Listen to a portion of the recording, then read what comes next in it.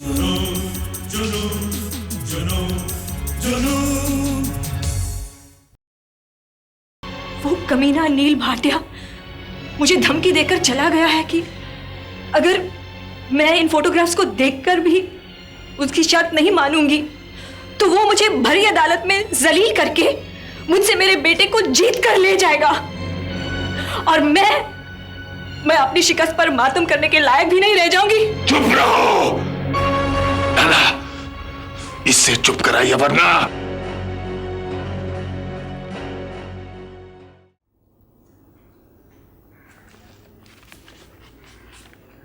ये देख लो बेटे जरा, देखो कि ये डिसीजन मैंने ठीक लिया है कि नहीं। अब आपने लिखा है तो ठीक ही होगा लाला जी, मुझे दिखाने की क्या जरूरत है। ये तुम्हारा कारोबार है बेटे, तुम इसको संभालो। देखो बेटे, आजकल की मार्केटिंग क्या है मैं नहीं समझ पाता। लाला जी मुझे इन झमेलों में मत डालिए, मेरी दिमागी हालत ठीक नहीं है, प्लीज। देखो बेटे, एक दिन मैं चला जाऊंगा। मैंने सोचा था कि 1-2 महीने में तुम संभल जाओगे, अपना कारोबार संभाल लोगे और मैं आश्रम चला जाऊंगा, मगर तुम तो सब कुछ भूल चुके हो। यह भी कि तुम्हारी एक बेटी है, सीमा की यादगार। उस बच्ची के लिए तुम्हें जिंदा रहना है बेटे। मैं कुछ नहीं भूला लाला जी, मैं कुछ नहीं भूला। यही मेरी ट्रेजेडी है कि मैं कुछ भुला नहीं पाता। उसका तड़पता शरीर मेरी इन बाहों में ठंडा हो गया। यहां देखिए, इन बाहों में उसके तड़पते बदन का एहसास हमेशा के लिए इन बाहों में जम के रह गया। मैं कैसे भूल सकता हूं? मगर इस अजाब से बाहर आने का कोई तो तरीका होगा बेटा। जब तक मुझे यह पता नहीं चल जाता कि मेरी दुनिया लूटने वाला लुटेरा कौन है, मुझे शांति नहीं मिलेगी। आदित्य, पुलिस उसकी तलाश कर रही है। वो कुछ नहीं करेगी लाला जी। इसका मतलब ये नहीं कि हम हाथ पे हाथ धरे बैठे रह जाएं। उस कातिल को मैं ढूंढ निकालूंगा। उसकी सूरत, उसका भयानक चेहरा मेरी आंखों के सामने है। मैं उसे ढूंढ निकालूंगा।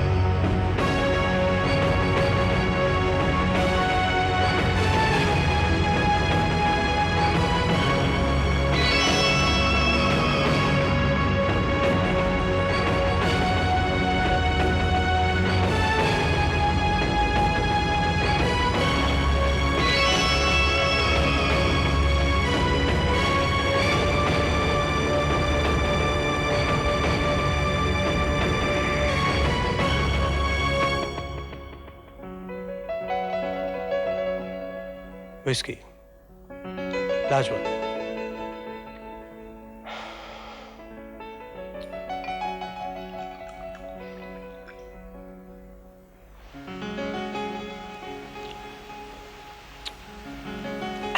Repeat.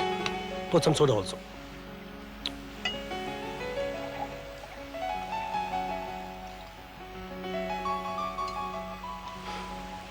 सुनो, Yes, sir.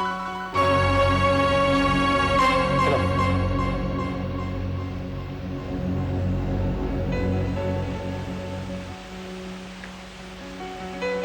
Good evening mister Dhanraj. Good evening. आप मेरी टेबल पर आइएगा।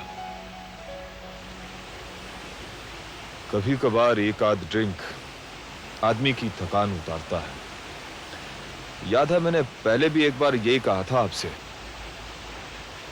हाँ, शायद होटल अपोलो में। जी मिस्टर धनराज, आपके साथ इतना बड़ा जुल्म हुआ है।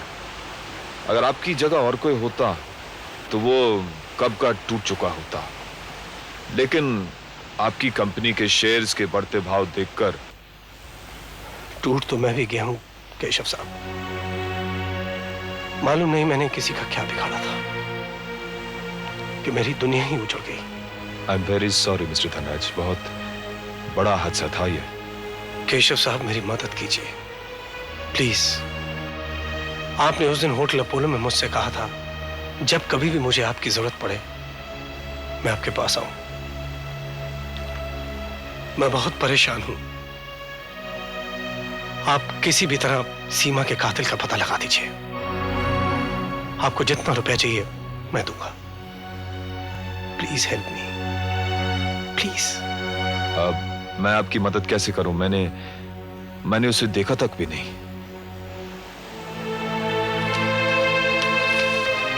ये देखिए, बिल्कुल ऐसी शक्ल है उसकी। इसे ढूंढ निकालिए केशव साहब। Help me please. ये तो बिल्कुल फॉरेनर लगता है। बंबई का नहीं होगा? यहीं का है। यहीं के एक आदमी के साथ बैठा शराब पी रहा था। Please help me. ये तस्वीर आप मुझे दे सकते हैं? Sure sure, keep it. इसकी शक्ल तो बिल्कुल अलग है, लेकिन आपकी मदद करना तो मेरा फर्ज है। आप अग्रवाल साहब के दोस्त हैं, इसलिए इसको ढूंढने की मैं पूरी कोशिश करूंगा। हालांकि ये काम है तो पुलिस का। पुलिस कुछ नहीं कर रही है केके साहब। वो तो उस लड़की के पीछे पड़ी है जो उस रात उस गुंडे के साथ डांस कर रही थी। तो उसका भी पता लगा लेता हूं। पता तो चल गया है। कोई फरहीन नाम की लड़की है, वो भी पुलिस को नहीं मिली।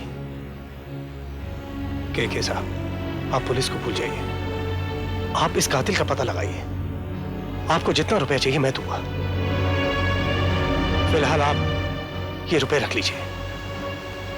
माफ कीजिए मिस्टर धनराज, केके तभी एडवांस लेता जब उसे पूरे यकीन हो कि काम हो जाएगा। लेकिन आप बेफिक्र रहिए, मैं पूरी कोशिश करूंगा। नाना, आजकल मालूम नहीं क्या हो रहा है। क्या हो रहा है? बड़ी मुश्किल से अपनी जान बचाकर मैं गोवा से वापस आया। यहाँ आकर पता चला कि पुलिस ने मसीते की रखेल का नाम पता सब कुछ मालूम कर लिया है। तो क्या हो गया?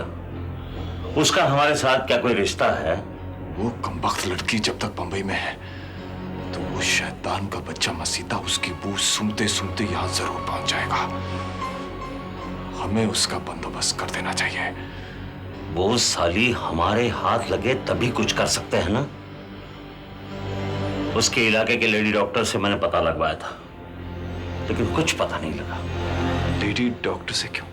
कम वक्त पेट से है। आपने ये बात मुझसे क्यों नहीं कही? आप ऐसी बातें मुझसे क्यों छुपाते हैं? केशवा, ऐसी मामूली बातों के लिए तुम्हें क्यों परेशान करूं? ये मामूली बात है। ये क्या हो गया आपको नाना? उसके पेट में अगर मसीते का बच्चा है तो वो पागल उससे मिलने बंबई जरूर आएगा। आप इस बात को समझते क्यों नहीं है?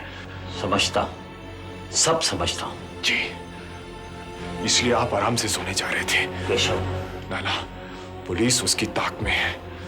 वो मसीता अगर पकड़ा गया तो इस कत्ल के छींटे हम तक पहुंच जाएंगे। वो अपनी जान बचाने के लिए सब कुछ उगल देगा, अगला पिछला सब कुछ। सब जानता हूं, तुम बेकार में घबरा रहे हो।